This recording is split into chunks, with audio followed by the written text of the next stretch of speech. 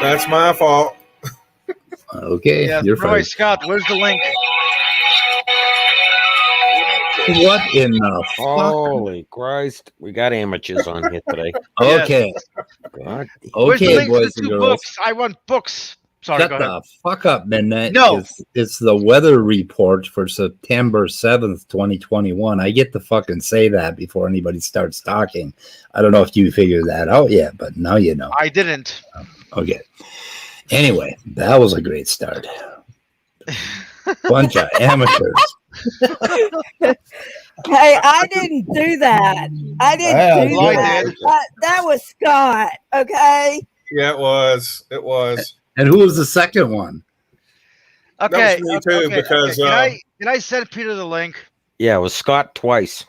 yeah, there was a delay. Oh, Midnight, you are a pain in the ass. Well, Yeah, Peter slid into my DMs asking for the link, David. Yeah, Sorry. I know. So is that a yes or no? Take a just, Okay. Never mind. Forget I asked. What the fuck? Okay.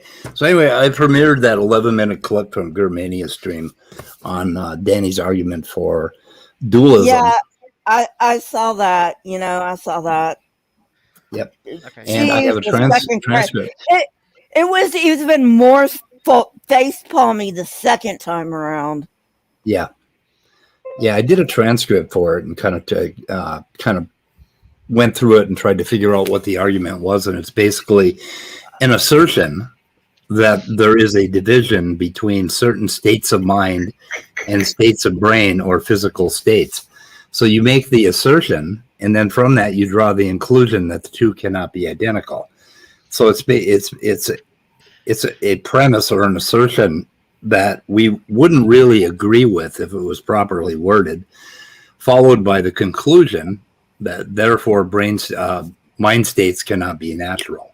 And so it is begging the question in that fashion. And when I told him that, he said, "Oh, so you don't know what begging the question is?" It's like, yeah, I think I do. It's embedding your conclusion in your premises. And he told me I was begging the fucking question. I know. No, I'm not fucking not. Yeah. So anyway, once again, you've showed you don't understand the argument. Okay. So rewrite the argument. I've got the argument written here. You want to see if we understand it? Let's take a look. Let's just fucking look at it. I don't understand the argument. Well, if we don't understand the argument, maybe it's because it's a pretty shitty argument. The way you, maybe if nobody understands your argument, it's not a good argument. Or maybe you just need some lessons in elocution, Something. Okay. But it's probably a shitty argument. Here it is. Is that visible to everybody? Okay, let me go through this as fast as I can. I take intentional states to be states that relate to belief and desire. What the fuck does that mean? That's what I wanted to know. I'm like, what the fuck is that? Yeah. So, well, typically when you talk about intentional states, you will talk about beliefs and desires, and then they call them normative, right?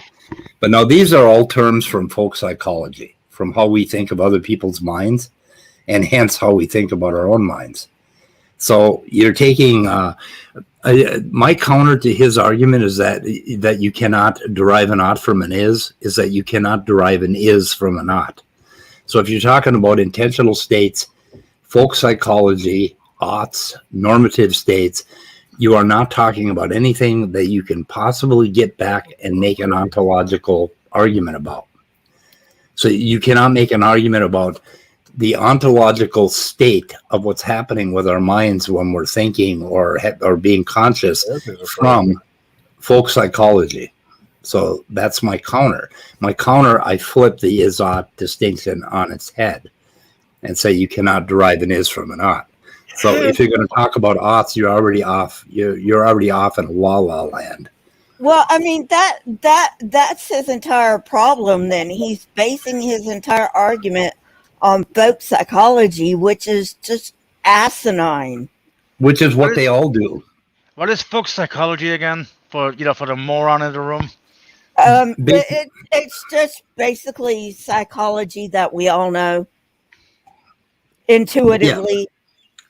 Yeah. What we think about other people's minds, and of course, you cannot know other people's minds, right? So it's all based on linguistics and culture and how you're brought up. Well, if you can't know other people's minds, then what the fuck are therapists for? Good point. Gromania is sorry, Lisa. is offering to be the UN for you and Danny.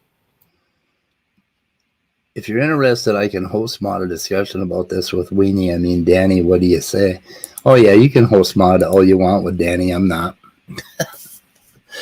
Anyway, so where the hell was I? So folk psychology is sort of like, okay, the first thing that babies acquire, no, not the first thing, much later, I'm not sure if it's around a year, they come up with something called theory of mind.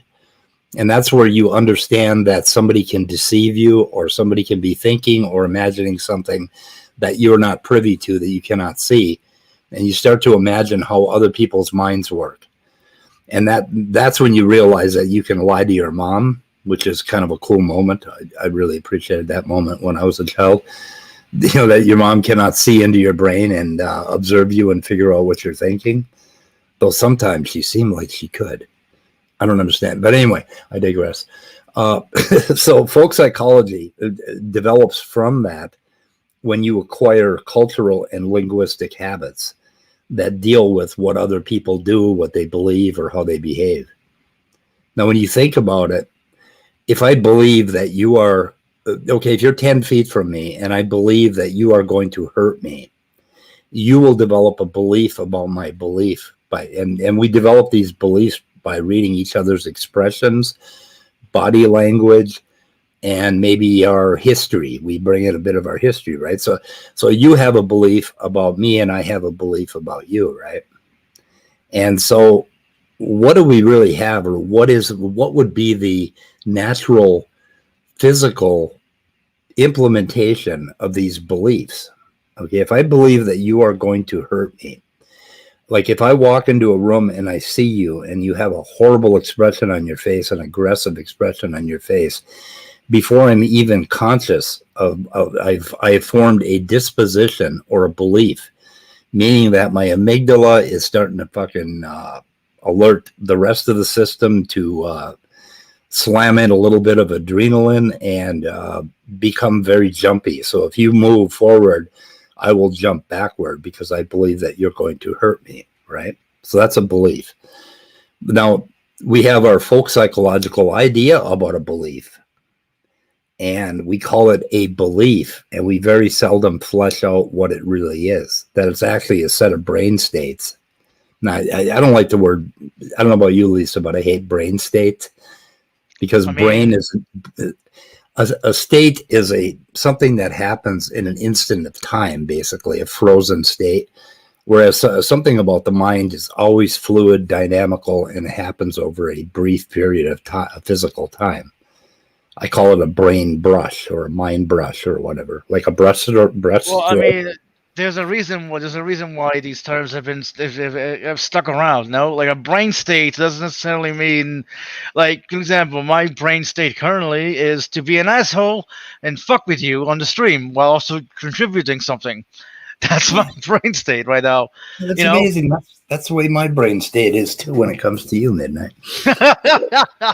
Well, see, the thing is what Danny's not getting when he's talking about dualism is he probably doesn't even know this, there is a thing called the God helmet, and it makes electromagnetic pulses go through the temporal lobe, which can, in some instances, make people, quote unquote, hear and or see God.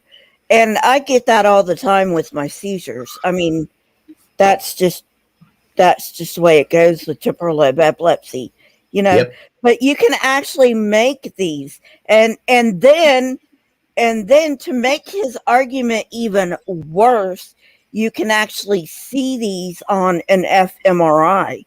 So I mean, you know, I mean, there is evidence, physical evidence that he is fucking wrong. Yeah. Yeah, well, they'll come back at you with correlation is not causation. But you know, I mean, if you can create a mental state with a magnet or some other means, I don't know how they get out of that one. I'm not entirely sure.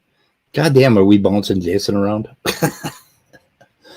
I thought you might be interested in this, Jason, so I sent you an invite. So this is my full panel for the day. But anyway, Hiya, Jason. You know, you consider we're just talking about how wrong Danny is about dualism and all that shit. Now, when you take that example I gave for belief that, yeah, you're a little bit weak, but I'll turn you up a little bit if I can. Let me see. Oh my God, I don't know why he keeps going back. Hey, it's Jason. How are we doing? Sorry, Okay. I was trying to give like a Mario accent or something. I don't know. But how you doing? I'm good. I might have to switch over to my laptop, but let's just see how this goes. Okay. Yep, you're just a little bit muffly, and that's about it. You know, you're a little bassy. But anyway, in my example about a belief, you know, that I believe that you're going to hurt me, and then you believe that I believe that you're going to hurt me, that sort of thing. That could apply to raccoons very easily. And we could start talking about raccoons and their minds and how they handle a situation where they run into another aggressive raccoon who growls at them and shows his teeth, and they see that and they acquire a belief that this other raccoon is going to hurt them, right? I mean, this is easily fleshed out in the physicality of the brain. I have a belief that you're gonna hurt me like sometime in the stream. Oh yeah, yeah. I mean, the question is, am I right? Is it a true belief or is it a false belief? It's pretty much true. We don't know. Do you have that belief about me too, Midnight? Because if you'd be right. I have a belief for everybody. Everybody wants to hurt me. Yes. Okay, David? Yes. Trust nobody. But it's all in love. It's all just. Oh, I see. It's a mental state. It's a mental state. I see, Love. David. No, they see, David. Unfortunately, people have committed numerous atrocities in the name of love. Okay. Yeah.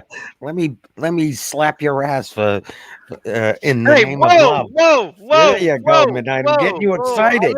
I may be bi, but holy shit! Yeah. You know what I mean? You're not my type. I knew that would get you. You're not my type. He's probably gonna come over for a little bit. Holy shit! So is Jason isn't back yet?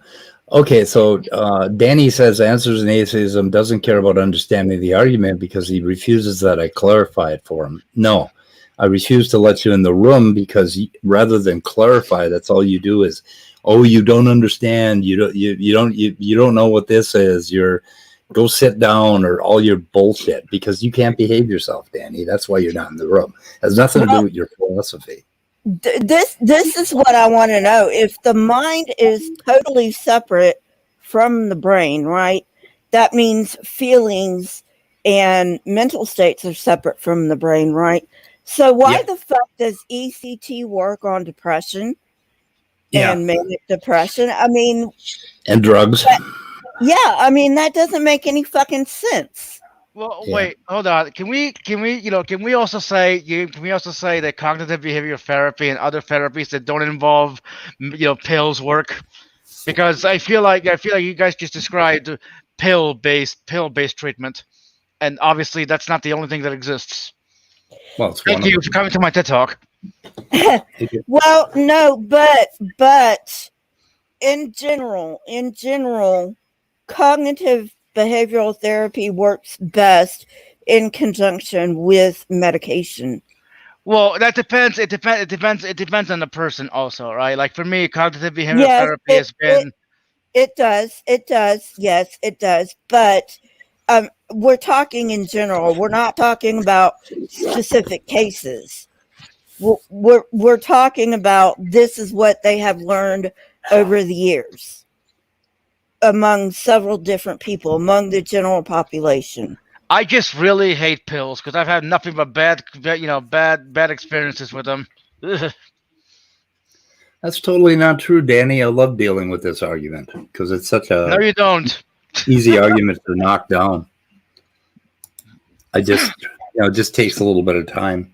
So where are we here? Okay, meaning, let's see, I take beliefs and desires to be normative. Okay, what the fuck is that? So you're taking 3 folk psychological terms, basically, equating 2 to the 1, and you haven't done anything about talking about the identity of mind with brain at all. Okay, because you cannot get an is from a not. So you've already taken the distinction very seriously, yet you're using that, you're violating that distinction, trying to go the other way. Jason, so what do you think of this? Okay, You understand what I'm saying there? That if you can't get an ought from an is, then obviously you can't get an is from an ought. Well, first of all, I want to know if Jason even understands what Danny's terrible argument even is. Well, Danny's giving Hume's guillotine. That's the argument he's giving. Yep. So when did Hume die, by the way? Hume's guillotine. Yeah, I don't know. I thought Hume died like in the 1600s. Probably before we knew a whole lot about neuroscience, right? Yeah, Oh, Jay. I'm sorry. Jay said, "What did you do now, Danny?" Jay, I have a fucking degree in psychology, and he's trying to pull this shit about folk psychology and fucking dualism on me and telling me I don't know what the fuck I'm talking about. That's what got us here. I mean, I don't. Hold on, at least I still want to make a joke right now, but it might not be kosher, so I don't want to make it. I don't fucking care. Go ahead and make your joke. Okay. He probably thinks you don't know what you're talking about psychology because you're a woman. Jesus Christ. Yeah. Now I feel bad for saying it. Now you feel bad. But Yes. Danny is not making, like I think he already said this, he's not making a reference to neuroscience or how the brain functions physically. He's not making a reference to that. He's essentially he's taking Hume's guillotine, the is-ought position, which is you can't get like moral obligations, like I ought to do something, don't have a relationship with what we know something is. What does mind identity and mind-brain identity have to do with morality and ethics? Why is morality and ethics rearing its head in this discussion? I mean, that's one of the facets of an ought is, ought I do something? Ought I, should I, I shouldn't kill somebody. I ought to be good to somebody. And so the premise would be that those oughts can be formulated as moralistic statements. But then there's something, I think I'm right about this, that there are people called ethical naturalists, and they make an assumption. They say that it's fallacious to not be able to connect is ises and oughts together, because if I say I ought to be good, you can then trace that back to something natural. Exactly. Yeah, and that's my position, Jason. I'd be an ethical naturalist. Okay, but the argument to that is you're just pushing the subjectivity backwards to then you're like I shouldn't kill, and you say, well, I shouldn't kill because killing is bad for society, and we have documented evidence to that effect, and that killing, I don't want somebody to kill me, so I'm not going to kill them, but it ultimately pushes that perspective just back further, but you still could make a moralistic statement around it. I think the breakdown is when you start to think how you would naturally describe or scientifically describe it, and the only way to do that would be to create a bunch of scientific facts and documents that would reach from here to the moon. It's very difficult to give that natural rendition of it. That doesn't mean that it isn't possible in principle to do that description of what makes it moral. I mean, we'd have to look at tribes of humans. We'd have to look at our history. We'd have to look at our physiology. And the only thing I know about the physiology of morality is that violence makes us feel bad. Violence makes us feel bad. We get upset, and we're in a state that we don't really like being in, particularly most people. So there's a feeling, basically it's a not pleasurable feeling to get into a fight with somebody, right? Because at the end of the fight, both people go away feeling a little disheveled and bad, that sort of thing. That's one of the basis. That is the basis of morality in mammals. I think that's the key thing. Speed. Okay, I need to figure it out. Did you say generally that's what happens? Yeah, there are people that are actually absolutely addicted to that feeling of violence and that sort of thing. I mean, there are always fringe movements. It's less addicted to violence and more addicted to a competition. You know what I mean? Because people always want to compete. They always want to fight. And here's the thing, right? And this is interesting. Maybe Lisa can also shed some more light on it. I recently looked up, because I'm interested in psychology also, so I looked up, different therapies. Did you know there's something called primal therapy, like primal therapy, to where they in order to deal with like repressed issues, they have you. There's something called scream therapy, right? To where they just allow you to just scream, and screaming actually helps. Screaming actually helps. Like clear the mind, and just I know this works because whenever, and this is it's gonna suck. It's kind of shameful to admit it, but whatever. Whenever nobody was home, right? Back when I lived with my parents, and you know what I mean. I was so filled with frustration. I just screamed. I'm surprised nobody called the cops on me. After I was done screaming, I felt so good. You know what I mean? It's just, screaming and and unleashing your frustration. You primally, in a safe environment, just feels so good. You know what I mean? I just think that people nowadays are so afraid, of their primal side that they suppress it. You know what I mean? And that's. Yeah, we're getting off on a tangent here, but I understand. I actually can't even do that when I'm by myself. I started screaming in my car just last week. I mean, I know we're getting on a tangent, but I just wanted to go ahead. Sorry. Yeah. Anyway, but it's hard to do. Ellen Watts suggested that on the Sabbath day, what we should do is we should have a habit that all humans just run around and make the craziest faces and say garbage and just talk and speak in tongues and roll around on the ground and do all the craziest things we can think of, so that we step out of that envelope that we keep for ourselves. Because anyway, that's a tangent. So where the hell were we, Jason?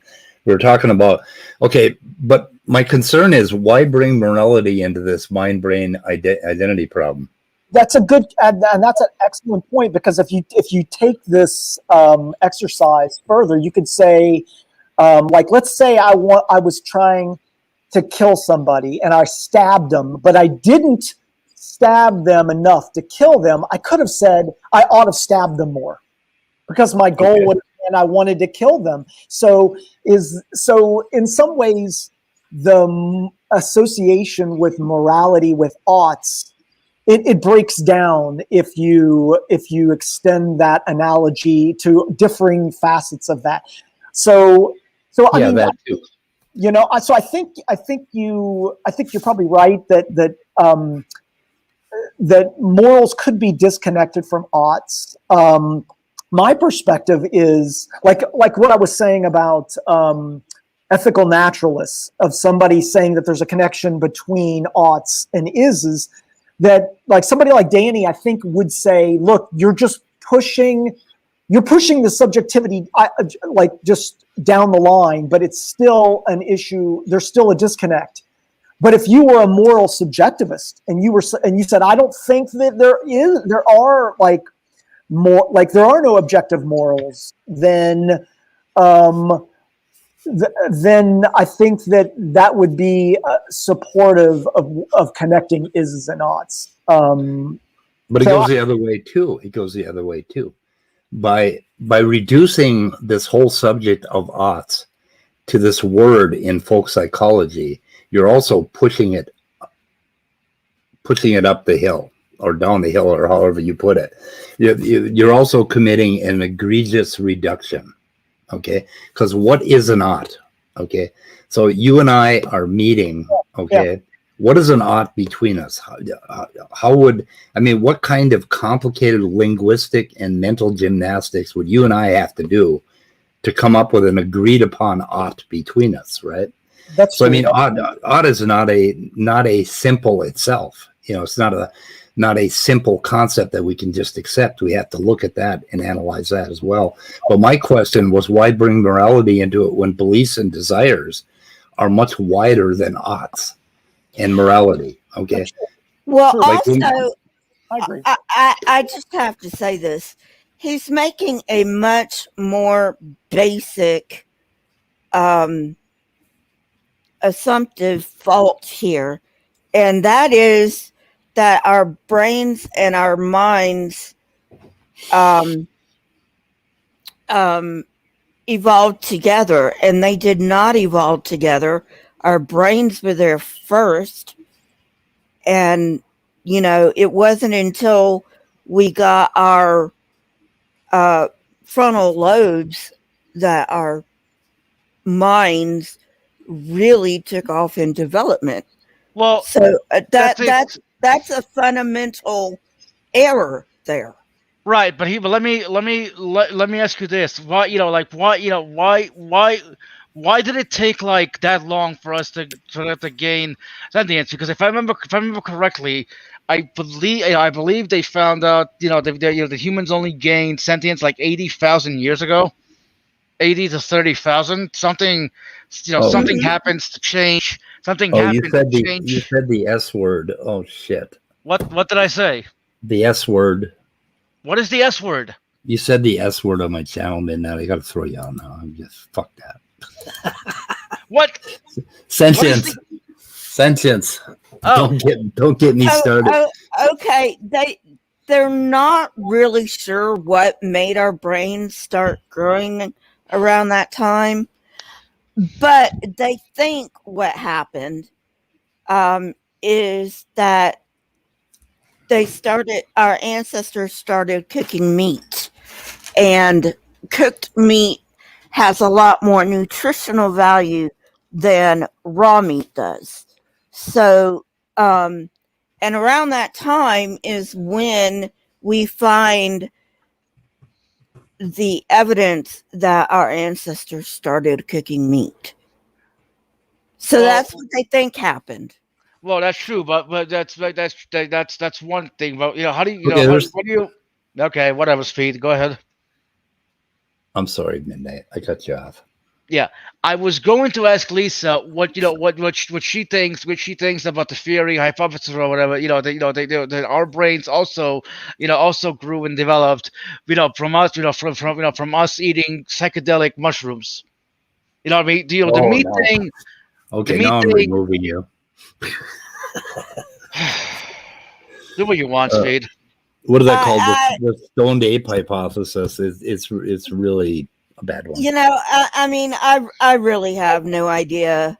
I guess there's an argument to be had for religion grew out of that shit, but more than likely religion grew out of the shit that, hey, I just want to hold sway over you, and this is the way I can do it. I think religion, great. You mentioned that you have temporal lobe seizures, right? And okay. that lets me have God experiences, right? And quote that's unquote what God religion, experiences. That's what right. religion grew out of, because everybody has some version of those experiences. Even if they go down to the bare minimum, if you have a seizure, you can have a major religious experience. Didn't I send you? Didn't I send you an article once that explained that? Yeah. Anyway, so Danny says that he's using anyway. Aught simpliciter and mind simpliciter. This I deny that mind, consciousness, and oughts and is and desires and beliefs and any folk psychological concept has any simplistic fleshing out. That none of them are simple terms. None of them are purely simple terms. Mind, for instance, we often think of that it's one singular point source, that it comes from one place, that it's one integrated thing. And I deny that. That isn't what's happening to us. Honestly, there are times when Danny makes me hate philosophy, and I hate him for that. Yeah, he does that. But anyway, you understand what I'm saying, Jason, Lisa?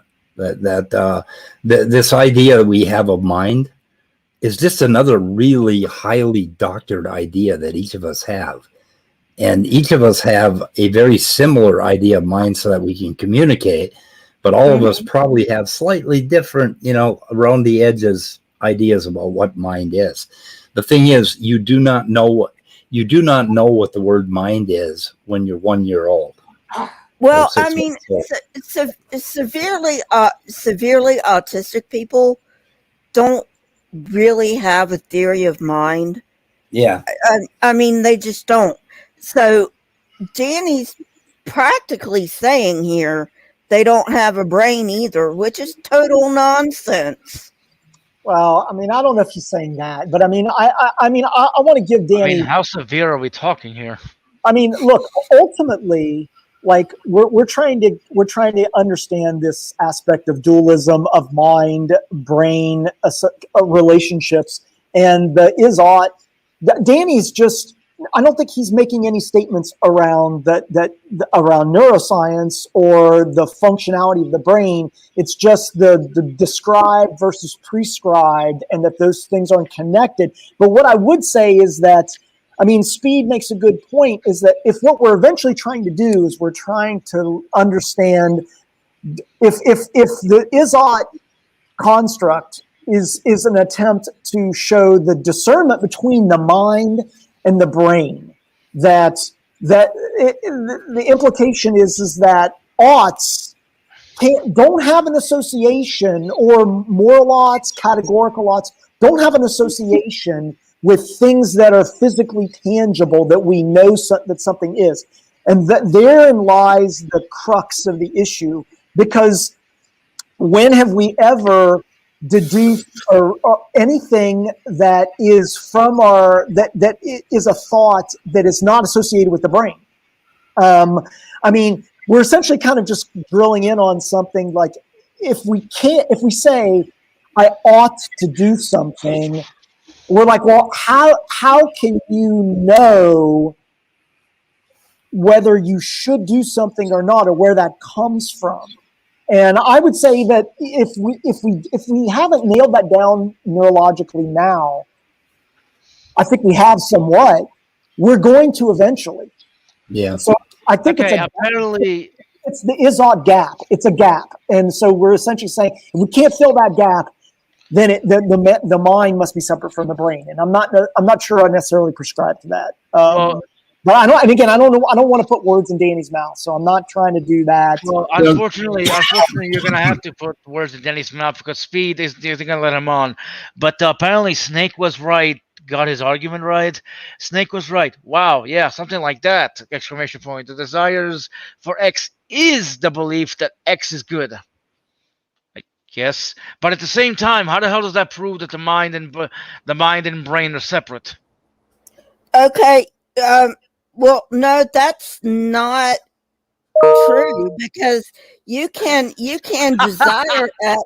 I mean, you can desire X, but totally believe X is not good for you. Like you can be like, I'm sorry, Speed.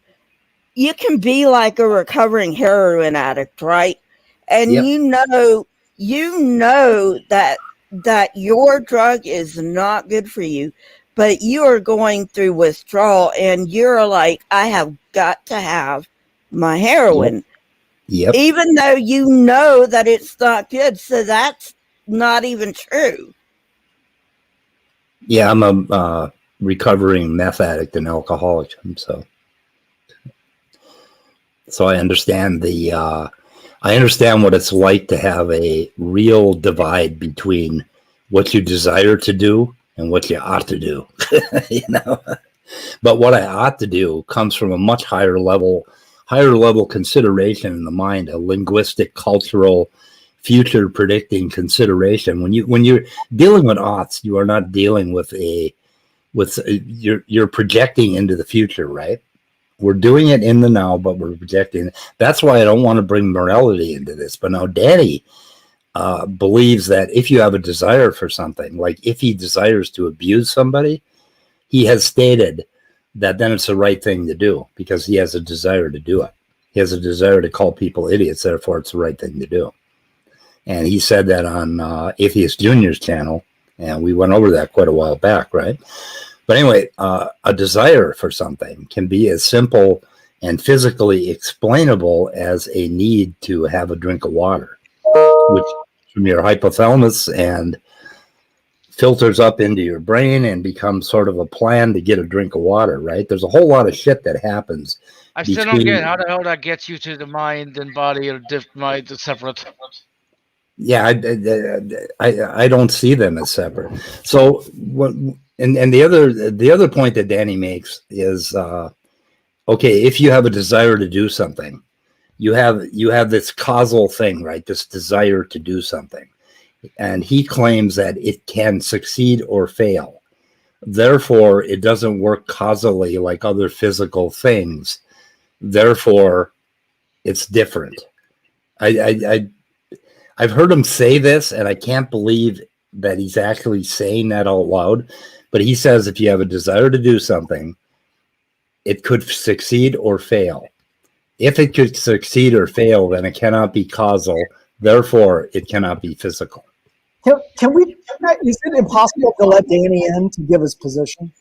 I can let him in if he behaves, but I'll throw him out as soon as he misbehaves, and I will block his ass. I mean, he's not going to behave, Speed. So yeah, I mean, if he doesn't behave, he gets bounced immediately.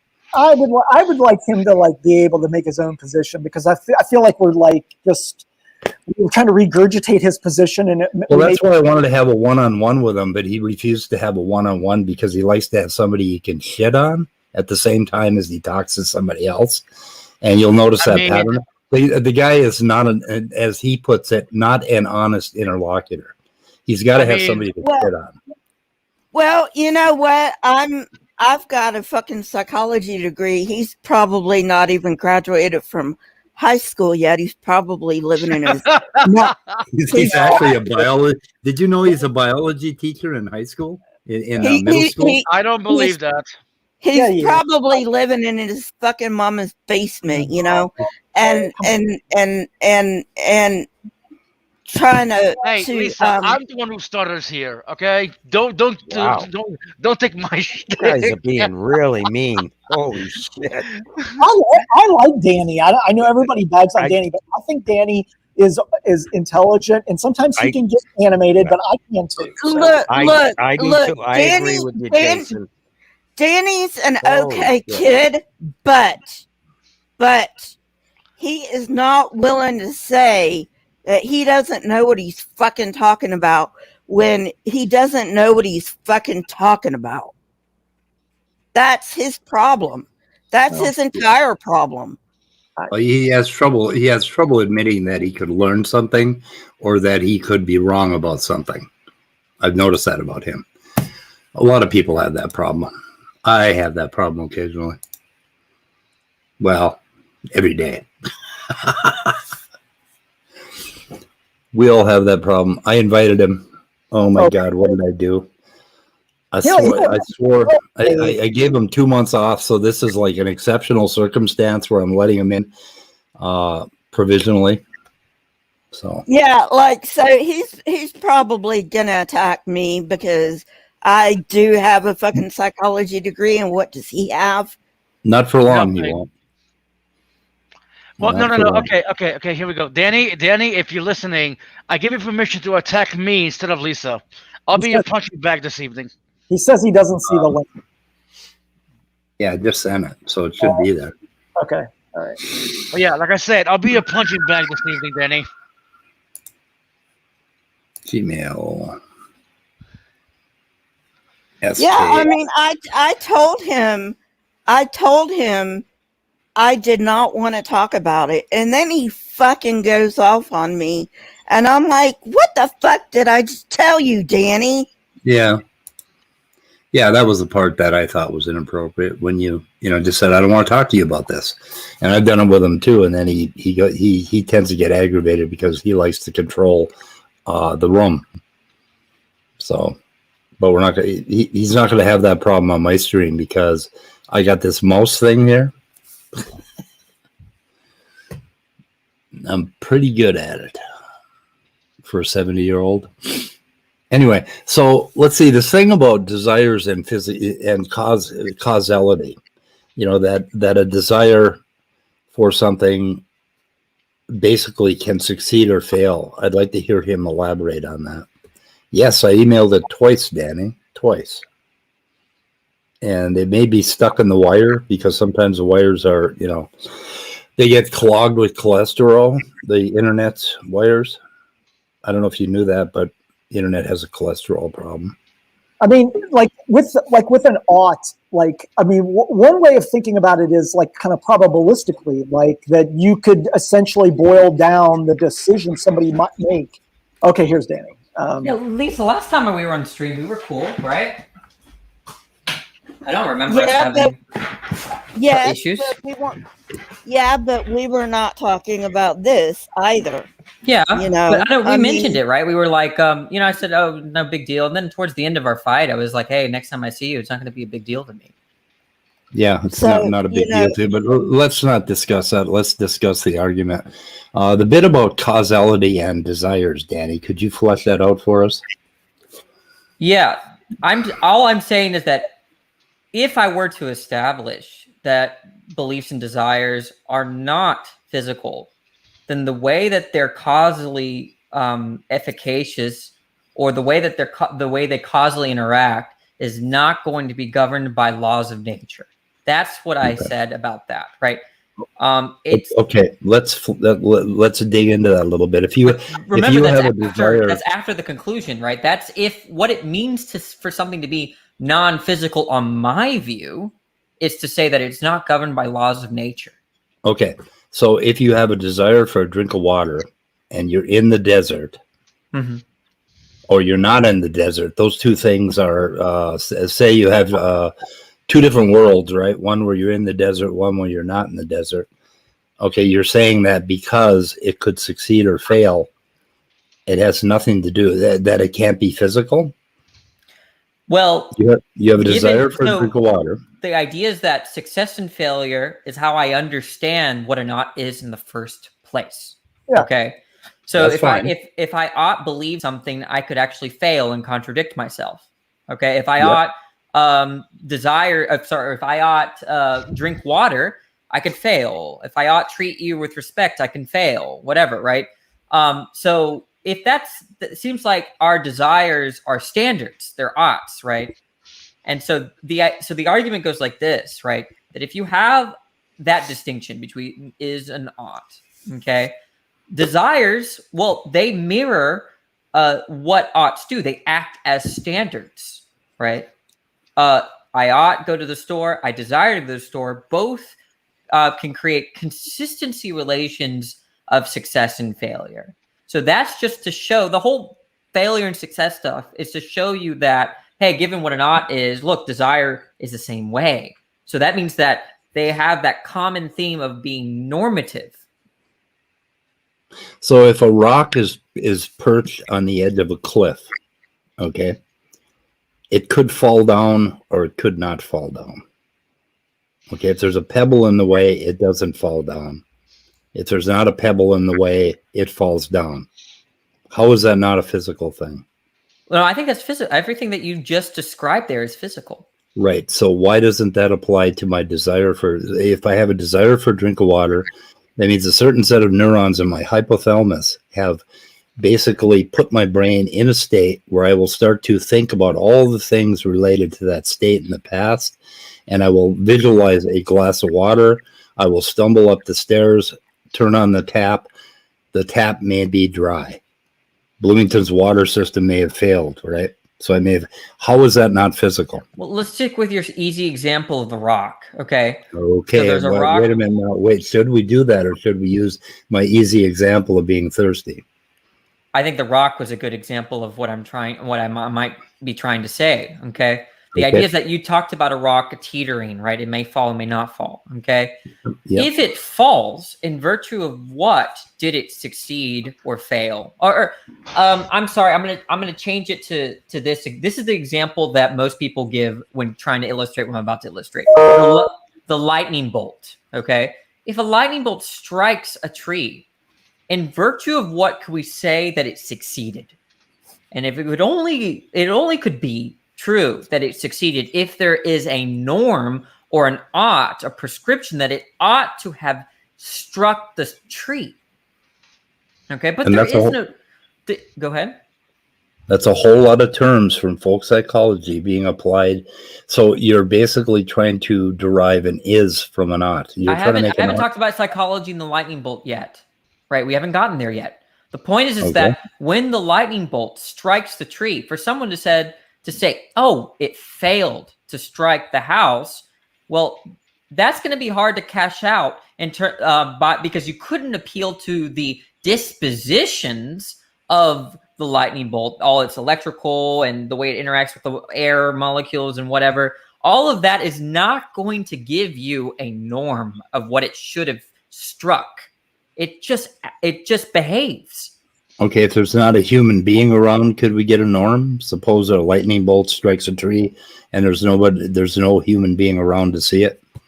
Well, that depends on your meta-ethical view, but some people think that there would be there might be ethical norms outside of agency, outside of mentality, but if you do posit that, they're not going to say that they're somehow discovered in the electrical structure of the lightning bolt, right? They're going to say that those are, like Kant, for instance, thought there were norms over and above agency, right? But he was not going to say that. That's to say, take your example where there are no human beings. Would there be ought still? Well, Kant would say yes. Okay. I would say no. Right. I would say no too. Well, I would say there are no oughts. If there are no oughts, there are no prescriptions, and I take prescriptions to be. And anyway, the point is that no agency. Okay. Sorry, I heard. I don't know who that was. It's my friend. Sorry, it just reminded me of Kim Possible. That's awesome. Okay. So if there's one person, so we have two people around. The lightning bolt strikes the tree. Okay, one person owns a tree. The other person owns a house. One person says that, the lightning bolt failed to strike my house. Mm-hmm. The other person says it succeeded to strike my fucking tree. Okay. You understand that you have created a complex physical environment, right?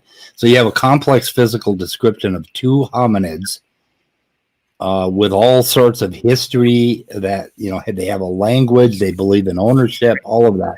You understand how much stuff you have drug into this conversation when you use the word. I don't see how this is relevant to what I'm saying. Maybe I'm not clear.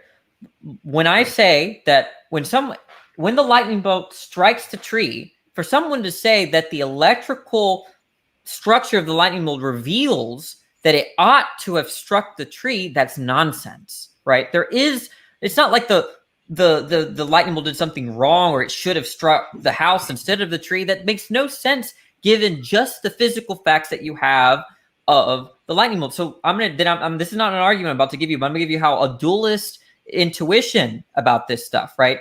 The way that when a physicalist comes to a dualist and say, hey, your obligations, your reasons, your desires, your beliefs are just these brain states, that's like, for us, it's like telling a scientist coming to the lightning bolt situation saying, hey, the electrical configuration of the lightning bolt, well, that's its desire to strike the tree, and so it ought to have struck the tree. What's the difference between ought and should? No difference. I'm sorry. That's there's no difference. No difference. Okay, so we could say that the lightning bolt. Wait a second. The lightning bolt should have struck the tree. To me, when I interpret that, I think, given the natural systems, that it was more probable that it would have hit the tree as opposed to something else. It doesn't mean it couldn't have hit something else. That it should have hit the tree, given what we know of lightning. So, what's the difference between saying I ought to do good, I should do good, would imply that given my brain state and everything that I know about and what we would typically think of humans, that I should have done good. It doesn't mean that I could be a sociopath, and I guess for that person, I don't want to do good. Well, I want to respond to Jason. Okay, whatever. So I thought about that. Actually, I thought about that precisely because there is something going on with the language. When I try to start my mower and I check the gasoline down the oil and it's not starting, I'm like, it should have started. What's going on there is what you just said. That has to do with epistemic possibility. I mean, given what I know, right? Like that's my knowledge and my beliefs generate the expectation that it would have done that. That's what I mean, right? And once again, if you take that interpretation of what we're saying, that lawnmower should have started, that lightning bolt should have not struck the house, given the lightning rod, right? Yeah. I think what's going on is we're appealing to our beliefs because our beliefs generate the expectation of what should happen, right? And then there's the sense. So, did you want to respond to that before I elaborate? Okay. No, keep going, Sam. What did you want to say? Oh, well, if I wanted to elaborate on that, that is not. So if it struck the tree, if it struck the house, and there was a lightning rod, and I'm saying it should have done that, that means I'm actually pointing out a problem with my knowledge or my beliefs, right? Like, given my expectation and the way that I think about the world, right? That's not in conformity with my background knowledge, right? But if I'm as a person, let's use the sociopath thing. I'd be like, I ought to have killed that person. Can't we just say that the brain states and everything that has led up to informing that person is leading them to the position that I should have killed that person? Now, so we're just tracing those two analogies of what most people would do is I ought not kill somebody. But the sociopath who has a differing brain state, they say, I should kill that person because it's associated with the mental states and the history and everything that has led up to their environment, etc. And so I guess I don't understand this separation between, I think what Speed was trying to get at, which is all the components that go into our brain that lead us to come to these should or ought statements have an analogy to the rock, which is on the edge that could fall or it couldn't fall, but it's based on how much the rock weighs and how much of an angle it is and what the weather is and all those things. But it's the same thing of it's more complex, but we're essentially just combining all the physical components, whether it be the rock or the brain.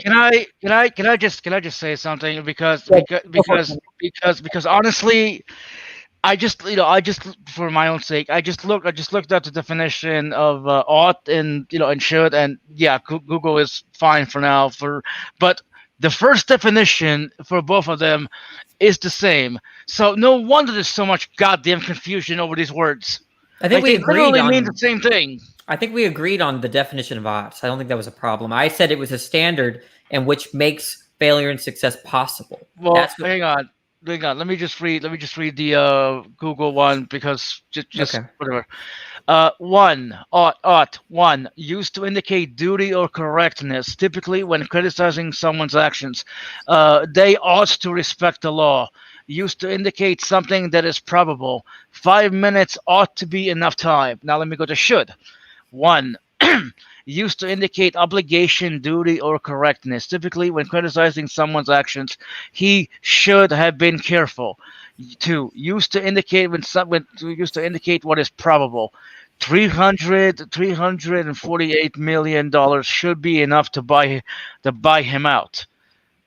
That's all compatible with what we were saying. I think what Jason brought up, the lawnmower example where I started and it should have started. That has to do with epistemic probability, like background beliefs. That's what it ought to have happened. That's a different sense than when we say obligation or duty. I take those to be standards, right? If I have an obligation to do X, it's some kind of standard for myself or for someone else. Okay, so I don't think that those definitions are problematic for what we were saying. Now, Jason, I have to take some time to understand what you were saying earlier. So one thing is I do not want to dispute the interaction between your body, including your brain, and your belief states, right? Or your desires, okay? And so I have no problem with that. I think it's obvious that there's a strong kind of interaction where, everything from like if I stick my fingers in your brain, some bad things or even good things could happen. If I hit you with a baseball bat, that's going to generate some desires, right? And your brain requires that you perceive that, and maybe requires that. I'm fine with saying that the brain and the body make it possible for us to have these beliefs and desires. Hey, Danny, right? I want to hear you in a baseball bat in Minecraft. So I'm willing to grant a strong dependency relation between the brain and the mind. So stronger than between the liver and the mind, right? Because there is a dependency relation there too, right? It's just loose. I mean, look. The best you could say is that the brain and the mind are intertwined. You know what I mean? You can't have one without the other. Or you could say I'm willing to grant that there are dualists that don't think that. There are dualists that do think that. Okay, I'm inclined to think that there is a dependency relation between a body. But then does that mean? But then does that mean that you're a dualist in the sense that the soul exists? No, I'm not a substance dualist. Substance dualist typically posit a soul. I'm not doing that. So then what happens to the mind after the body dies? Like, where was the mind before the body? Like, you know what I mean? There's so many goddamn questions to your position. Yeah, there are a lot of questions. Absolutely. Let Danny finish. I want to hear it. Keep going, Danny. All right. Sorry. I'm just trying to contribute. Yeah, I just don't want to lose his train of thought. So. Yeah, no, I think I was almost wrapping up. The idea is that there is just strong interaction, and y'all are not coming from nowhere, right? It seems like, if I shoot you in the head, there's no more mind, right? And that's consistent with an identity relation, okay? But it's also consistent with a strong dependency relation. So how do we know that it's not a strong dependency relation, rather an identity relation, or reverse, right? It's a tough question, right? That's the whole. I don't know if you're familiar. Are you familiar with David Chalmers' work? It's very famous. Yeah. He came up. Have you heard the term the hard problem and easy problem of consciousness? Yes. The hard. Yeah. That came from Chalmers. Him. That's Chalmers. Okay. He's a big deal in philosophy of mind, right? And he came up with this concept called P zombies, or philosophical zombies, right? And that's contentious in philosophy, but the idea is that could you just have everything about your brain be the same, but you have no mental life, you have no qualitative or intentional states, right? And some philosophers say that's not possible. That's actually a minority, okay? There are other philosophers that think that that is possible, right? But yeah, the point is that what I think our beliefs and desires do is they establish our claim that when we say that we did something wrong, we did something right, we in fact did something right and wrong, or right or wrong. So if someone says, Danny, you did something wrong by coming onto the stream and explaining your position, given my desire to come on here, right, I can say with transparency and authority that I had a reason to come here and I'm actually succeeding, right? Now, I was failing before that, right? Because I wanted to express myself. I wanted to give my argument. And that's only true in virtue of me desiring to explain myself, right? So I'm saying that beliefs and desires, that's what we hold on to say there's a fact of the matter about whether I did something right or wrong, or I failed and succeeded. We don't need to know our brain states, right? The brain states don't do that for us, right? The terms neurons, electrons, cells, right, don't give us that standard that we need to be able to say I'm doing the right thing or I'm doing the wrong thing, at least subjectively. Well, but it seems like on one side, this issue of right or wrong is a subjective term in and of itself. But we have to like place a binary or categorical position on like, it was wrong for you to come on here. Like, but that the state of wrongness, ultimately, like, can something be 100% wrong? I'm not sure if that's the case. I mean, maybe so, but it seems like from a brain state perspective, it is all like a level of subjectivity on like how wrong, more wrong. I'm right there with you. Actually, I'm right there with you because this, once again, most of this is compatible with what I'm saying. Reasons. Okay. I take this is related to what you're saying. So please give me a second. Yeah. This is not easy stuff. This is like deep stuff, right? The idea is that if I ought to do X, I have a reason to do X. If I have a reason to do X, I have some internal state to do X. Internal states are either going to be beliefs and desires, and so beliefs and desires are into being your reasons. Now, reasons are tricky. They can actually overlap, right? That you could have 10 reasons for being on the stream. I could want to promote my channel. I like talking to Jason. I want to explain my view. And then there's also reasons not to be here, right? I should be cooking dinner and I have other commitments that I'm ignoring. I should be reading my book, right? And it's not, you're right. There's not a one thing, like a one kind of standard that you always are going to appeal to establish a concrete sense of right or wrong. Reasons stack up and they compete against each other and it gets messy. Okay. And so I hope that's kind of getting at what you were trying to say. There was something else that you were trying to say, but I'll give you time to respond to that in case that's what you were trying to say. Yeah. I mean, I think that is what I was trying to say. One more thing. That rightness and wrongness is not a moral notion in itself. We talk about true and false beliefs, right? That wasn't the right belief, or you had the wrong answer, right? That's not a moral notion, right? So rightness and wrongness, there's odds about what we should think, and that's not moral. Let's say I'm wrong about dualism, okay? If I find out later that I deconverted 2 or 3 years ago, for people that in here said that I don't admit when I'm wrong, I was wrong about Christianity and theism, right? And that was recent, right?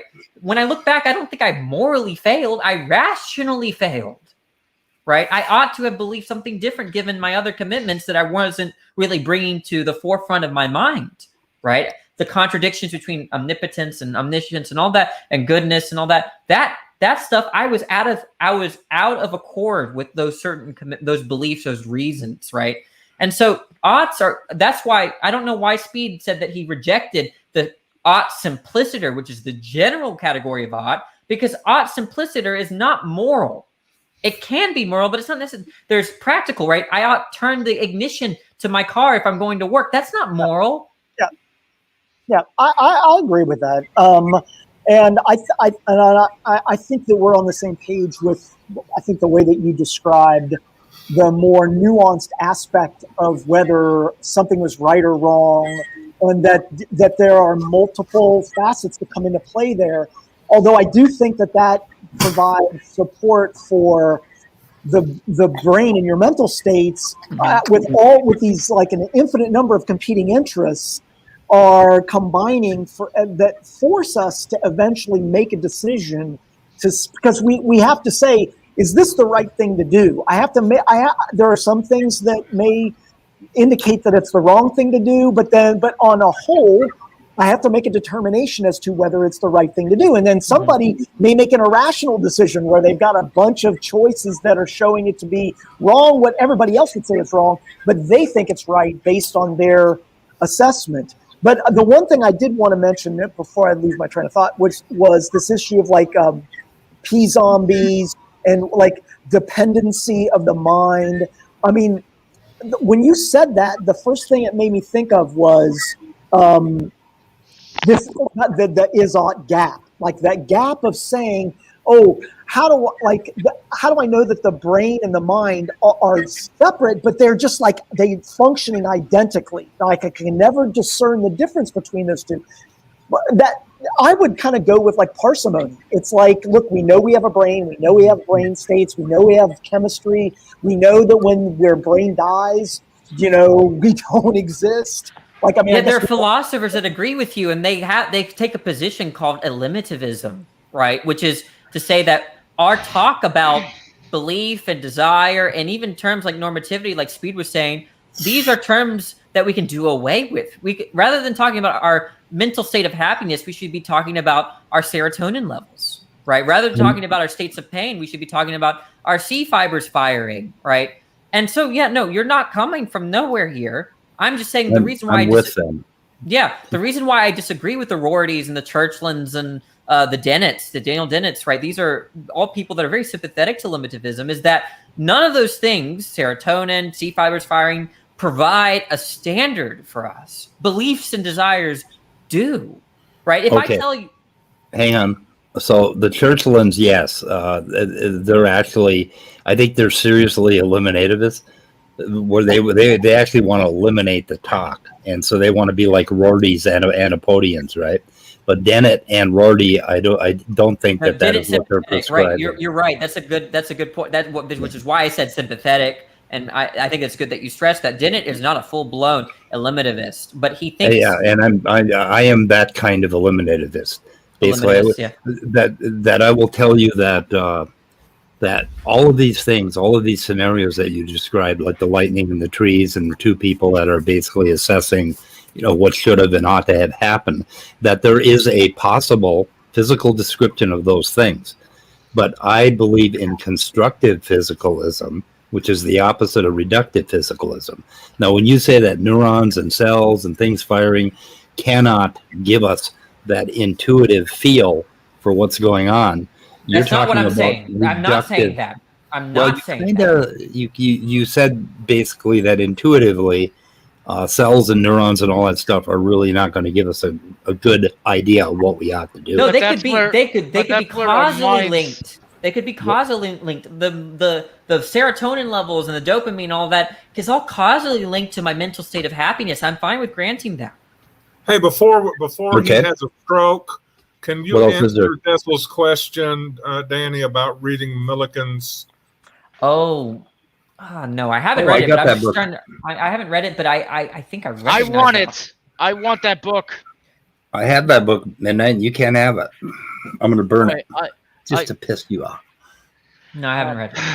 Look, okay, now, Speed. If you can hear me, go lay down and rest. Hang on. Speed, don't joke about book burning, all right? One last thing.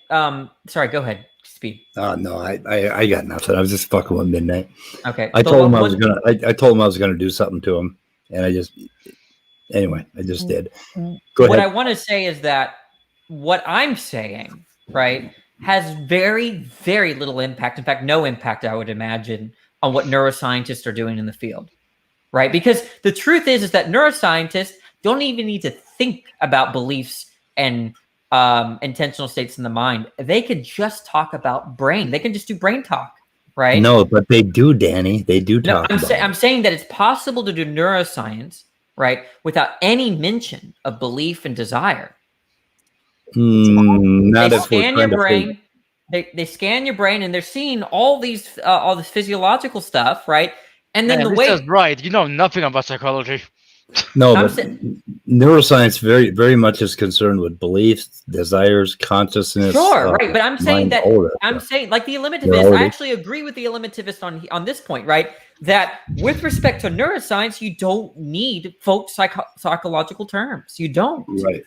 Okay. So how can you make an ontological statement about about reality with folk psychological terms as you're doing? Basically, well, we make claims about you're trying to develop an ontology like Chalmers is. Now, Chalmers will say that we're going to discover some unknown law of physics that's going to show us that consciousness is related to this unknown law of physics.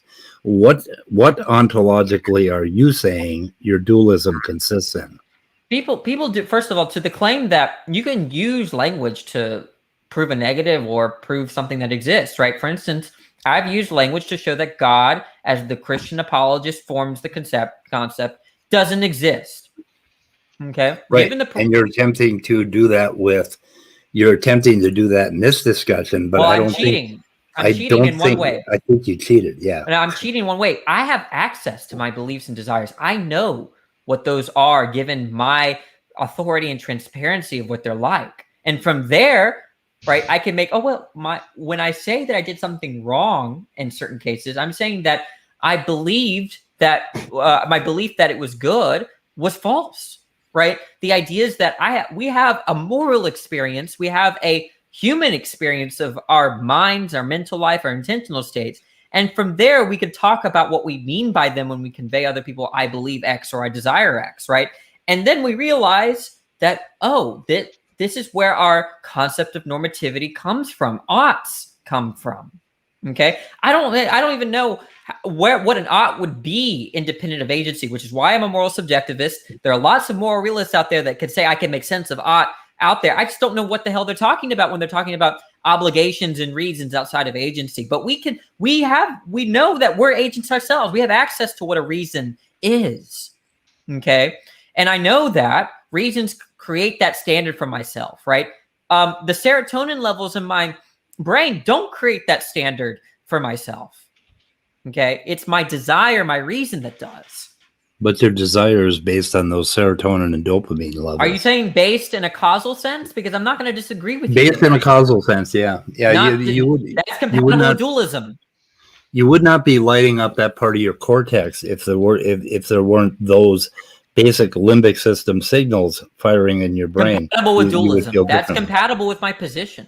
Right. And that's the problem with your position is that it's just like God did it or creationism. It is completely compatible with the evidence, but you haven't created. That's the nature of a philosophical argument, right? Like whether numbers. I mean, it seems like you just don't like philosophy. Look, when people debate, the nominalists and the Platonists debate whether numbers exist, they don't go to the fucking lab and just try to find number 3 under a petri dish, right? They talk about what does it mean to say that there is no number 3? What happens to science if we're saying claims about there are 3 milliliters of liquid in this vial? Well, if there's no, Danny, hang on, sorry. I just wanted to say something. You said before something like Speed just hates philosophy. Well, I don't know if you heard me, but there are times where you make me hate philosophy. Okay. Well, it seems like you just like there is an approach. Okay, I'm not going to contest that, but I'm telling you, dude, I'm just fucking with you. But there are times where there's the case.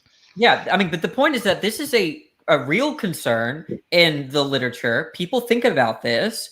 And I'm persuaded by the people on the side that think that normativity, value, oughts are irreducible, right? That because they can't be reducible to something that doesn't provide a standard for yourself. Otherwise, there's no identity relation, right? There's no identity relation between a thing that gives me a standard and a thing that doesn't, because those things can't be the same.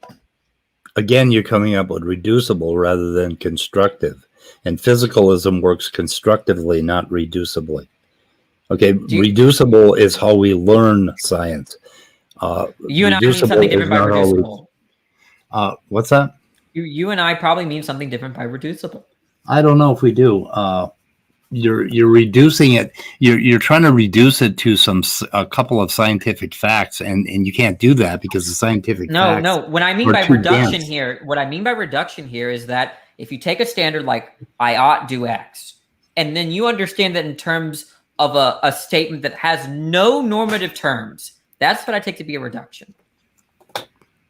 Okay, say that again.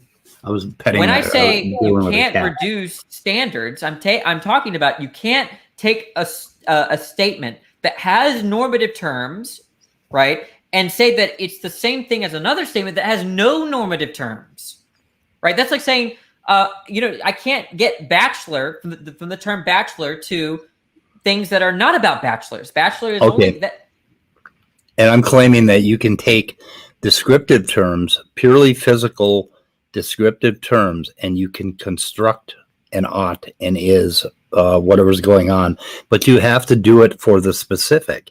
You can't possibly do it for a universal. Universal doesn't exist. We're all specific. I'm lost. I don't know what you're saying anymore. Can you clarify? Okay, it's a little. For one thing, if you have two people in the yard looking at the tree that just got smoked by lightning, right? And one says it should have struck your house instead of my tree, and the other says, I'm glad it struck the tree instead of my house. We've got this whole ought desire thing going on, right? I'm saying that scientifically, and of course here's my scientism coming in, that you could describe basically every physical situation going on in those brains, in those animals, and you could come up with the ought. You could construct it. But you could do it in principle. In practice, no fucking way, because you have billions of things. What premise are you disagreeing with? I can give you the premises if my argument, then you can say that's the premise I'm contesting. I think I disagree with the entire project. Do you think that when I say the sun is rising and the sun ought be rising, do you think I'm saying the same statement?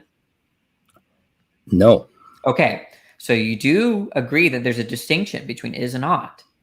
Right, but I'm saying that you're saying that the sun ought to rise has nothing to do with the discussion of is mind identical to brain. No, look, that you're skipping premises. Nothing works if you don't accept the distinction, but it seems like you accept the distinctions. We'll go to the second thing, right? No, I accept that they're two different things, just like I accept that the sun is different than my cat's ear. Yeah, okay, great. We're on the same page so far. Second premise, right? Do you take oughts to be standards in the sense that when I say the sun ought, or it was good of the sun, or it ought rise from the east, that if it were to rise from the west, there'd be a failure with respect to that standard? That's nonsense to me. I don't know what you mean. Okay, well, maybe the sun is a little crazy. Do you think I ought be respectful on your stream? Do I think you ought to be respectful? Do I think you ought to? This is not should, ought. I'm using the same way. I should. What do you banned me because of this? Right. Yeah. I guess if you desire to be on my stream, then you ought to be respectful. Yes. Okay. That's fine. Okay. I ought be respectful. Now, do you think? Okay. What does that have to do with the physicality of the mind and brain? This is an intricate argument. We got to go premise by premise. If we skip premises, we're going to get nowhere. No progress. Like the last 8 months. You're probably going to have to write these premises. So I gave them to you. I emailed them to you a long time ago. Are you on premise 3 already, or what? More or less. The point is that when you say, David, you ought not call people names. There can be success or failure with respect to that standard. If it's the case that I come in the stream and I call nobody names, I've succeeded. But if I call in here and call everyone stupid, then I failed. Okay. So that means that your concept of ought creates the possibility of success or failure. Right. Okay. Now, I take that desires create the possibility of success or failure just as well. Do I have to explain that, or do you accept that? I'll go along with that. Okay. Given that I take natural statements to be descriptive statements about how the world was, is, or what will happen, not to be statements about what should have happened, what should be happening, and what should happen in the future. And I'm using should, not in the sense that Jason and I were discussing. We're talking about the gas, the mower not starting. Like it was given my background knowledge, or it was improbable that it would have not started. I'm not using it in that sense, right? So in other words, so to restate what I'm saying, because I don't know if that lost people's attention, I'm saying that natural states describe how the world is, what happened, what will happen, right? Evolutionary biologists are not interested in the question of what was the right thing that should have, or what should have happened in the past in the normative sense that I'm giving, right? They're talking about what did happen. Okay. Right? Okay. So that means that in science, which is the study of the natural world, they're not concerned with describing or prescribing anything. They're only interested in descriptive truths. Okay. Okay. Does this premise have a number? I already emailed you the syllogism. Like, okay, because we got a problem with this particular piece. Okay. Look, it's an enthymeme. Do you know what an enthymeme is? I do. Okay, it's an enthymeme.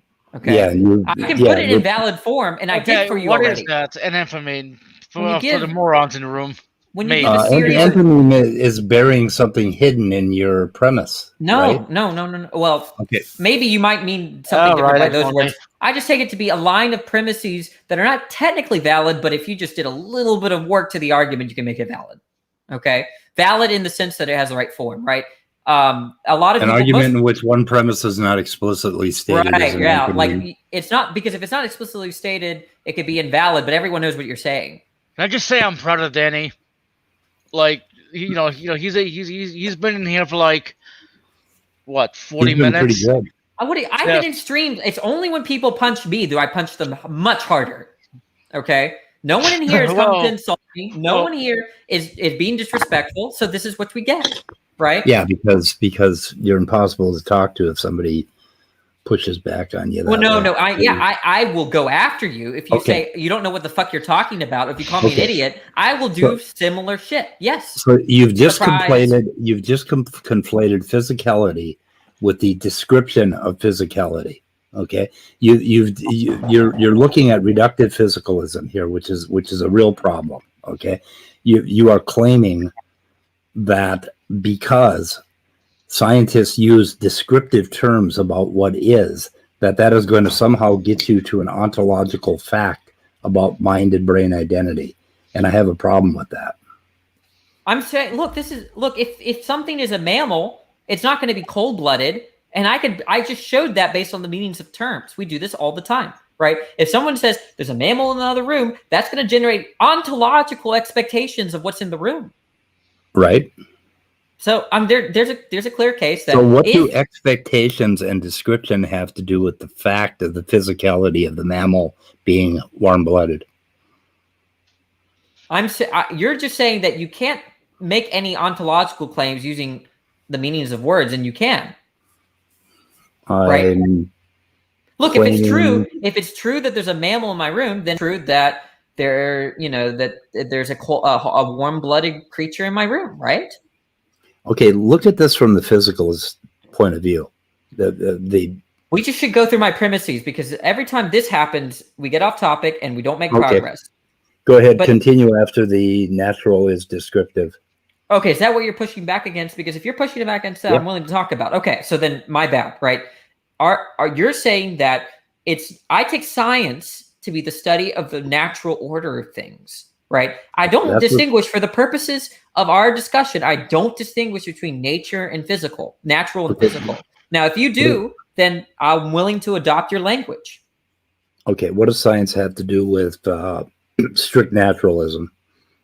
No, I didn't say anything about naturalism, right? Because I'm not a naturalist, but I accept that science is in the business of the natural order of things, right? They're interested in rocks. They're interested in brains. They're interested in the cosmos, right? They're interested in how these things work. Go ahead. Oh yeah, our epistemic grasp of this thing, us humans, us hominids, basically, use science to determine what is going on physically in the world, right? I'm good with that. Okay, that's fine. So long as you understand that what I mean by physical, I also mean by natural. We're not equivocating. We use descriptive statements. We can also use should statements because we could say, if I mix sodium and water in a flask, it should produce hydrogen. That's a different sense of should that Jason and I had discussed. I don't know. We're just saying it's probably true or something. But, I've said a bunch of words about, something I could do. What does that have to do with ontological physicalism and the identity of the mind and brain? I'm saying that when you bring in this idea of descriptive versus prescriptive, you're making some form of a category error. Okay, do you dispute the distinction between is and ought?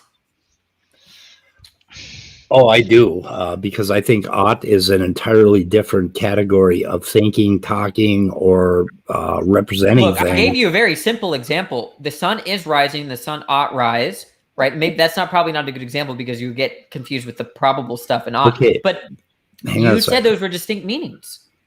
We say the sun will rise, and a lot of things are distinct, Danny.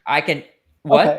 Yeah, I'm saying that my whole argument is to show that if you accept the distinction between a descriptive term and a prescriptive term, then that means that the things that are on the prescriptive side can't be on the descriptive side. What I'm pushing back on is that you can put those two things in the same bucket and treat them as if they are somehow equivalent, right? The sun will rise. You can't say the sun's going to rise. We don't fucking know that. Okay? What? You don't know that the sun's going to rise tomorrow, Speed? Is that what you're telling me now? Nope. I don't know. And that would be by Hume. Do you know what's going to happen if I start calling you names? Do you know what's going to happen if I start calling you names? Yeah, you can put it out of here like faster. Anything you can put it out of here. No. You this is everyone knows that the sun will rise from the east tomorrow. That is not. You have too much reason to think that. Danny, I have a lot of good reasons to believe it's going to. A circle is round. Mm-hmm. Can I make a suggestion, Danny? Breathe. Calm down. Okay? Speed's just pushing your buttons. No, he's not pushing my buttons. What was that, Jason? I wasn't trying to. Yeah. I don't know if I quite understand the distinction of what we were talking about with the lawnmower and what you're talking about now. Oh, I see. Okay. So, well, you're saying that there is, when we say the lawnmower ought to have started and I ought to have thought X instead of, you're saying, okay, let's just use the moral ought to kind of get to the point here. A moral ought, do you take that to be, wait, let me frame my question. Give me some time. Okay. That's fine. You think that ought simpliciter, that under that umbrella is also the sense of ought that we're talking about when we're talking about the lawnmower case? Is that what you think, Jason? Yeah. Okay. I'm putting those all together. Yeah. Okay. So the lawnmower should start. The lawnmower ought to start. It's got gas in it. It's a new lawnmower. Blah blah blah. Okay. Or the lawnmower will start. But what's the difference between if I say the lawnmower will start, but there are inherent like I don't understand the difference between those. Like the lawnmower should start and the lawnmower will start. Yeah, I don't really see a difference either. I think this is a colloquial issue, but I want to know I think you're making a broader point, right? Like, look, and when we talk about the cells want to move away from the antibiotic, I think that, or when we talk about function in biology, like it's good for, there's different, I think there's colloquial terms. Now, I'm fine with trying to explain why I think that the colloquial sense of ought is not what I'm talking about, with respect to the lawnmower case, is not what I'm talking about when I'm making this dichotomy. And I can try to argue for that if you need to. What is it that you want me to precisely argue for, I suppose? Well, I guess the connection I was making about the sun will rise, the sun ought to rise. Mm-hmm. It does have a connection with what Speed I think was saying, which is when we say the sun will rise, that implies that given everything that we know about the sun and about our natural world, our expectation is the sun will rise. But it doesn't mean that tomorrow the sun doesn't blow up and the sun doesn't rise. That's a possibility. So it seems like that's the other thing that Hume is famous for. No. Well, yes, but Hume's concern of induction can be completely overlooked here. Okay. Well, I think I'm thinking about it, Jason. So think about it's a red herring. What is a red herring? The induction thing that I brought up. I think so. Yeah. We don't need to get into that. Okay. So back to your premises. You were going on. I want to answer Jason's question. Okay, go ahead. So the idea here is that when we say, "Oh, if I put baking soda and vinegar together, that should cause a chemical reaction." Yeah, I kind of agree that the claim there is that it will happen. That chemical reaction will happen, and the ought that I'm talking about is linked to reasons, though. So, and this might clarify because it could be a normative sense too. So when I say that I ought to drink water, I'm expressing that I have a reason to drink water. Okay. When I say the sun ought to have risen tomorrow, I think if it's a normative sense, what we're saying is that my belief is that it will rise tomorrow, given my justifications. My justification is that it will rise tomorrow. I have a commitment that it will rise tomorrow, but even that commitment can fail, right? There could be an asteroid and we're all over, right? Yep. So there is a sense of failure there, right? That I think that we're expressing there is that, hey, when I believe something, I could fail with respect to what I took to be true. Okay. And then there's just a general sense that Midnight presented that we just mean it's probably going to happen. And I think that probably going to happen is a function of what you were saying, epistemic possibility, given our background knowledge, right? I mean, so maybe the sun example is not a good example, although I think it could work. A better example would just be something like I am muted versus I should be muted. That's what I'm talking about. Is it, well, let's use gravity. Why don't we just say, as Secular Pagan Mom said, we believe that the sun will rise tomorrow based on experience. Mm-hmm. You know what I mean? But but it could be the case that the sun won't rise tomorrow. Now we know that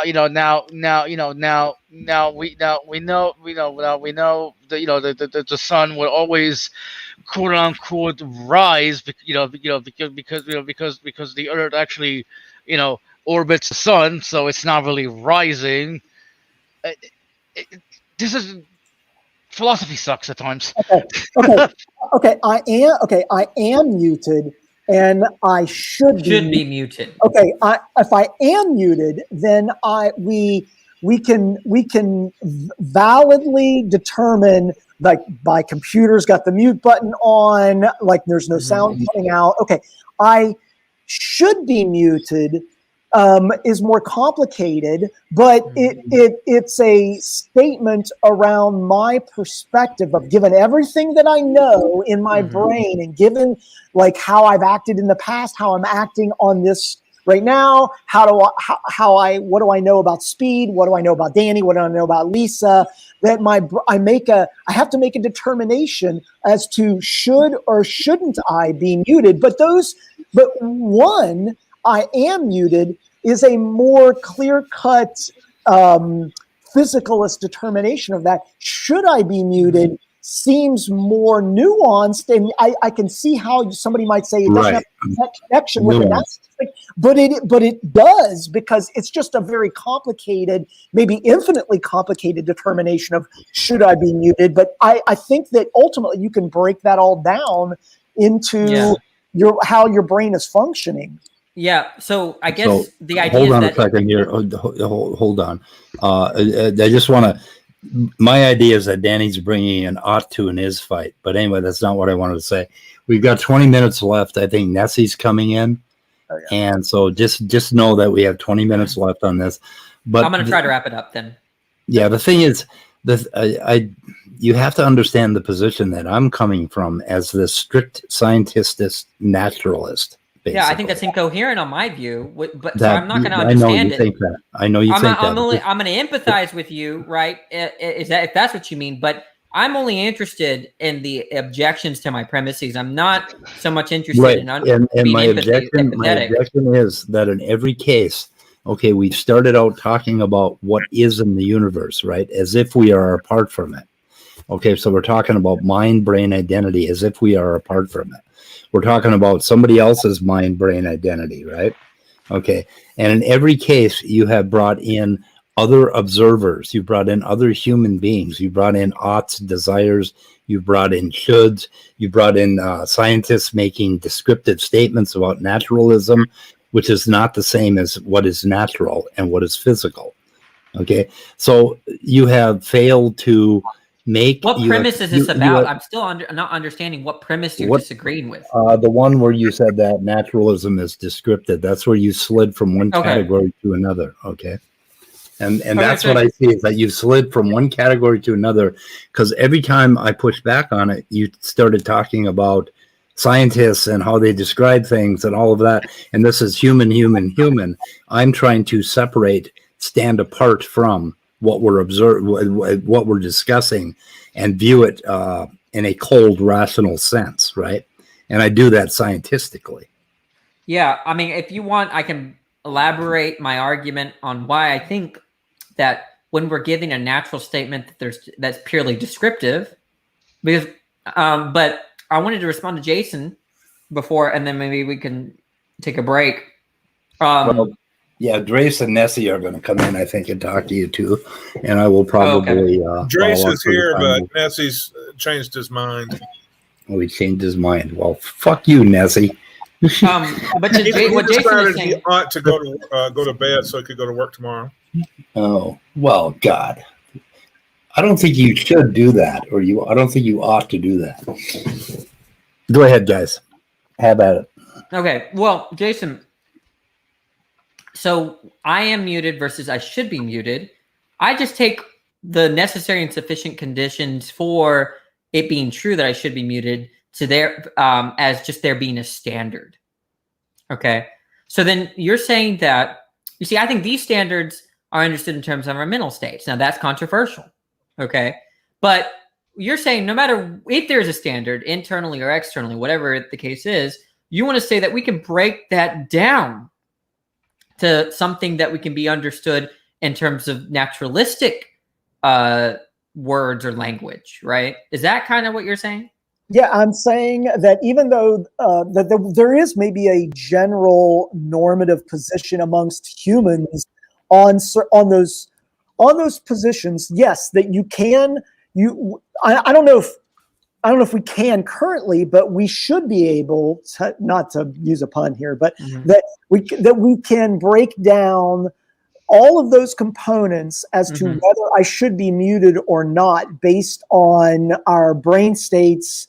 And I guess there could be a situation where another person, let's say another person who's maybe unreasonable or not normative compared to what other humans are like, I shouldn't be muted, even though I was rude and whatever, that I shouldn't be muted. We still should be able to break down their brain chemistry. You're agreeing with me, Jason. I think he is. I think, Jason, you're denying. What you're denying is, well, either can be denying two premises. You agree with me that a standard is a prescription. Okay. Now you also agree with me that when we talk about naturalistic terms, or natural terms rather, that is descriptive, right? You have the way that neuroscientists talk about what's inside your head is in purely descriptive terms. Okay.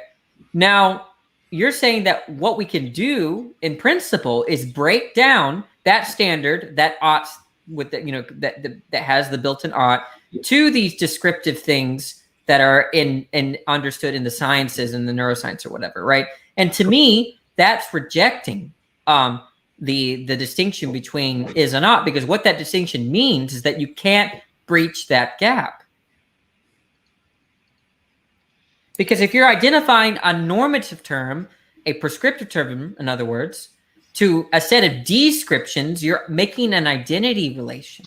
You're identifying one side of the equation with the other side of the equation. I'm accusing you of the same thing, or charging you with the same thing. You cannot bridge that gap. You're starting out in one arena, is desire, and you're trying to make an ontological statement about mind, brain, identity. I don't understand that objection. I know. Maybe someone else can explain it.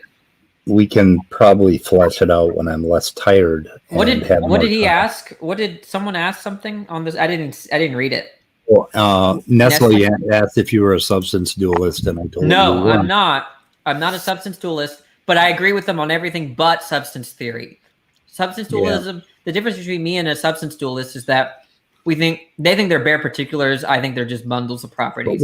What do you think the dual is? What is it? What is the dual part? The part that you are positing that we don't believe in. Yeah, honestly, that is. What is it? Yeah. What kind of dualist are you? Well, dualist with respect to mind means that when I talk about mental states, I'm not using terms to refer to what you're referring to, or a neuroscientist is referring to when they use brain talk. That's all dualism is.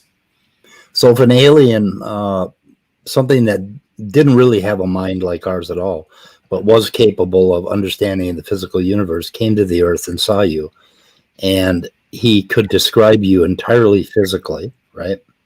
You're saying that he would miss something about you. He'd be wrong. What is it that he missed? Well, that my mentality is normative. It's my intentional states, and that the terms that he's utilizing, given that they're natural, are descriptive, and so there can't be an identity relation. Okay, but he doesn't know what any of those words mean. He doesn't care what they mean. I don't even know how I'm talking to him then. Yeah, I'm like, it's like I'm talking to you. Yeah, I don't even know what he's talking about. But I mean, there's a physical ontological reality of what you are, and that you're not denying. That the physicality of the brain, its connection to beliefs and desires, serotonin, dopamine, whatever. But you're claiming that there's something over and above it. Right. And now for you, in how you've constructed reality, basically, using cultural linguistic constructs, okay? For you think you have something, but it's no different than thinking that there is a God. That's not what I'm doing. I'm not using language to get to my conclusion. I'm using what I mean. I'm using my concepts. You're using a logical syllogistic argument that's fleshed out in language and culture. Okay. Sure. Yeah. That concept is a conceptual philosophical argument. It's the same kind of structured argument when I give to theists to why God can't exist. So this is almost like the beetle in a box. Maybe I don't know what that is. Well, if from the alien's point of view, if you keep making these chirping noises that you disagree with the alien that he has physically described you, you're claiming you have this beetle in a box that nobody else can see. Oh, it's sort of like, it's in the currency of what you've constructed about your mind. Yes and no. I think people can know what I think, but I think the way that I know what I think is vastly different than the way they know it. They are used now. What y'all are using, perhaps, to know my intentional states is using correlations of facial expressions and certain belief states. Exactly. Yeah. Right. That's fine. There's nothing wrong with that. Yeah, you are. But the thing is, you are the thinky stuff that's thinking. Okay. There's a lot of we're a whole bunch of thinky stuff in a place in the universe, that physicality, and from that we construct our reality. I call it the currency of consciousness, or the currency of the mind. That basically we see reality in our currency, right? When it comes to things about mind and human interactions and all of that, we make a lot of shortcuts. I'm saying there is a physical description of what's going on, and that is all there is. The thinky stuff is created. Then on my view, there isn't a fact of the matter about what's successful and what's failed. And I want to, at all costs, dodge that bullet. Not a fact of over and above not any not a fact outside of our particular currency of reality, how we encounter are you deliberately trying to reword what I'm saying? It's very clear. Yes. Look, the I point don't think I'm rewording what you're saying. If you're eliminating rules, if you're eliminating standards and just want to go for physical natural talk, the problem is that those natural terms, that physical description can't give you a fact of the matter about what ought to have happened or what was right or wrong or what succeeded and failed. That's where I'd like to jump in because that's like my major point of disagreement.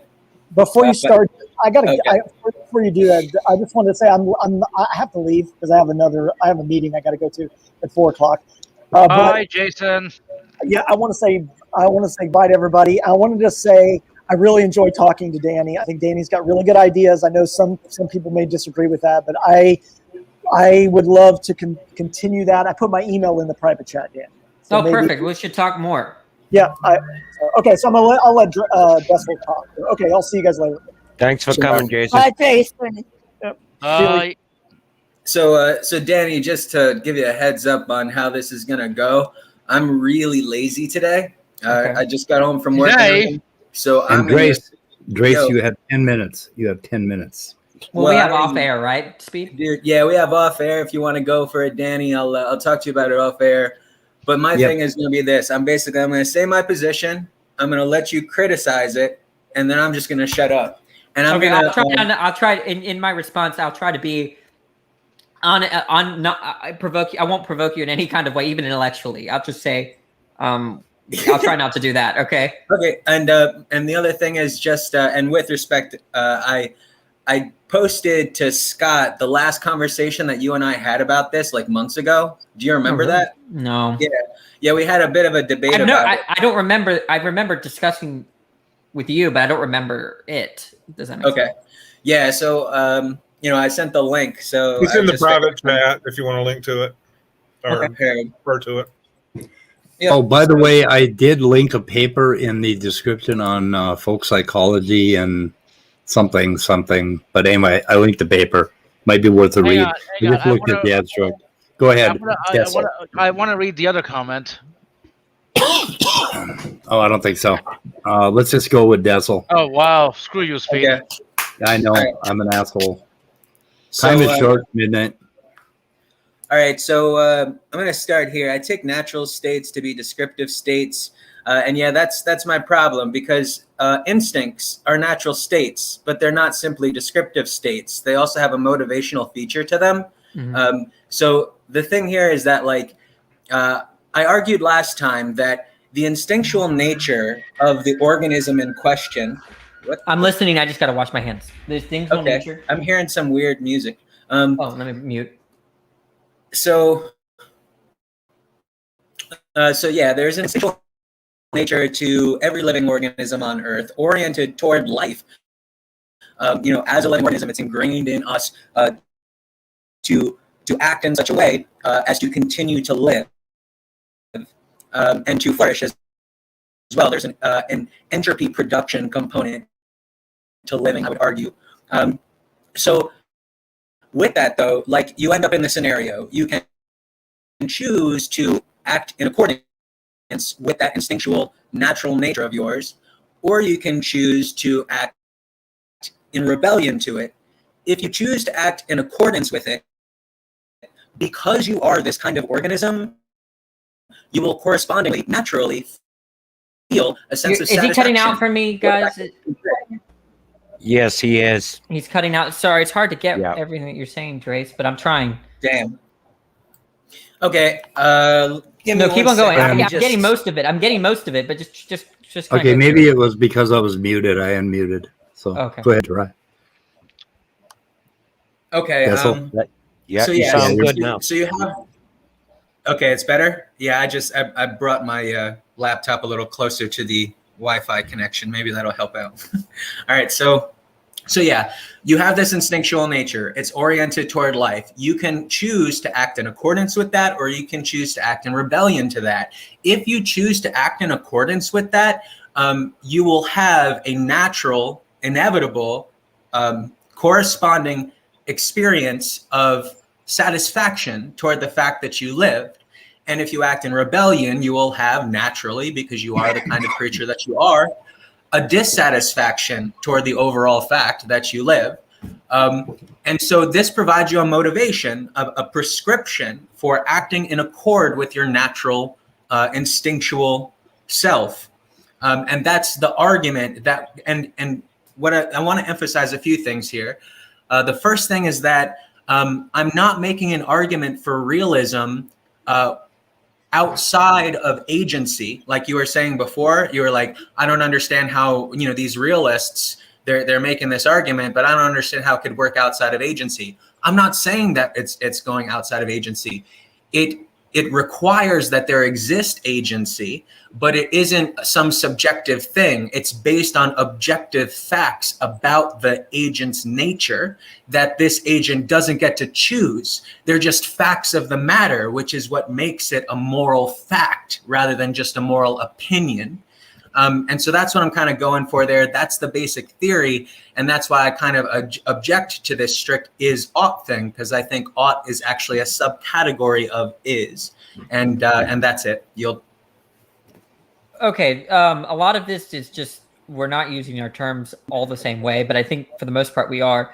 The idea Can is I that... jump in right quick? Yeah, go ahead. I really need to go. So thank you for having me on Speed.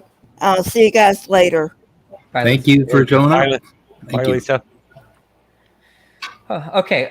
So motivations and instincts. You see, to me, though, the way I use something instinctual, I have to be careful how I'm using that. Some people might want to refer to sorts of perceptions or intuitions that inform our beliefs and our actions. Other people talk about instincts in the sense of a disposition, like reflexes almost, right? So there's like a little bit of ambiguity about what you mean by instinct, but I think that you could clarify that later. But motivations, you specifically use language of in and out of accord. This is language I use, right?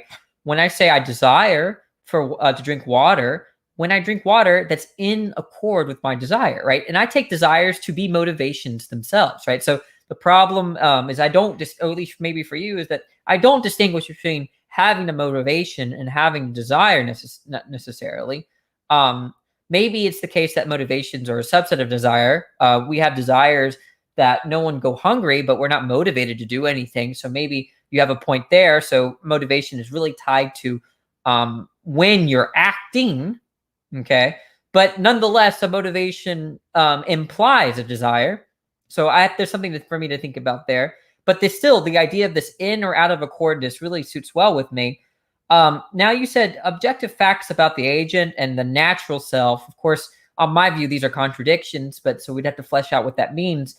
There's a sense in which it's true that I went to first grade, and is that an objective fact about the agent?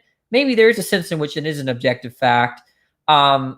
It's the idea is that the distinction between objective and subjective is a little bit vague, and I need you to be very clear about what you mean there, because if it was to mean that an objective fact is a fact in which is true independent of the existence of any agent, well, under that definition, I went to first grade isn't a subjective fact, but that doesn't seem like that's tracking our language when we're saying that that's objectively true that I went to first grade. So just, I guess, some clarity on how you distinguish that would be nice.